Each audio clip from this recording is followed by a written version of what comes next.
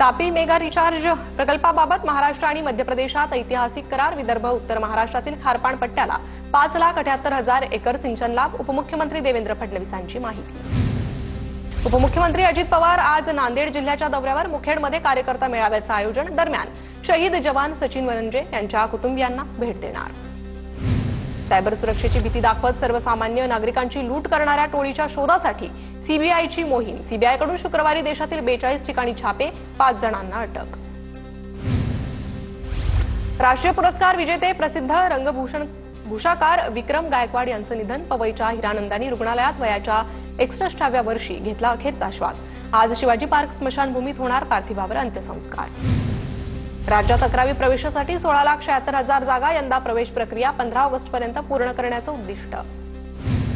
वरळी ते बीकेसी भुयारी मेट्रोतून पहिल्याच दिवशी 14,440 प्रवाशांचा प्रवास. अनेकांनी घेतलं सिद्धिविनायकाचं दर्शन. फोटो आणि रीलसाठी उडाली लगबग. बेस्ट बसच्या भाडेवाढीनंतर प्रवाशांच्या संख्येत घट. मात्र बेस्टच्या उत्पन्नात वाढ. बेस्ट बसच्या प्रवासी भाड्यात शुक्रवारपासून दरवाढ लागू करण्यात आली होती.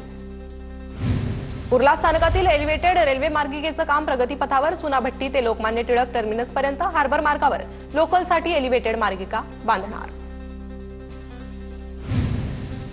दादरमधील सिद्धिविनायक मंदिरात बाहेरच्या नैवेद्यावर आजपासून बंदी. भारत पाक तणावाच्या पार्श्वभूमीवर मंदिर प्रशासनाकडून नैवेद्य, नारळ, हार, प्रसादावर बंदी घालण्याचा निर्णय.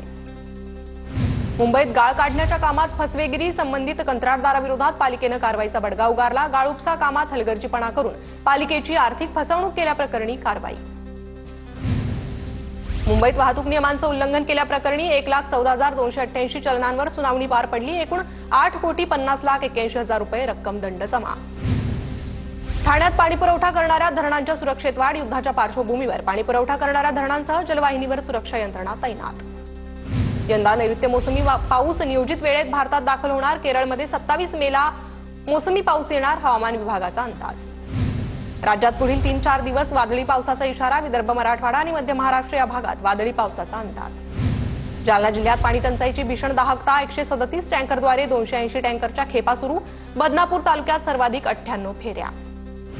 बीडमध्ये हॉर्न वाजवल्यानं बस चालकाला टेम्पो चालकाची बेदम मारहाण. बीड शहरातील बार्शी नाका परिसरातील घटना. फरार टेम्पो चालकाचा शोध सुरू. बीडच्या अंबाजोगाईत जुन्या भांडणाची कुरापत काढत एकाला लोखंडी रॉडनं मारहाण. भावनाथेश्वर मंदिराच्या मार्गावर घडली घटना. मारहाणीत वैभव शेंडगे जखमी. भारत पाक युद्धामुळे नागपूर पोलीस अलर्ट मोडवर. शहरात पोलिसांचा रूट मार्च. नागरिकांना दक्ष राहण्याच्या सूचना. रशिया आणि युक्रेनमधील संघर्ष थांबण्याची शक्यता. संघर्ष थांबवण्यासाठी रशियाचे राष्ट्राध्यक्ष व्लादिमीर पुतीन यांचा झेलेन्स्कींना प्रस्ताव. पूर्व अटींशिवाय चर्चेला तयार. व्लादिमीर पुतीन यांची ग्वाही.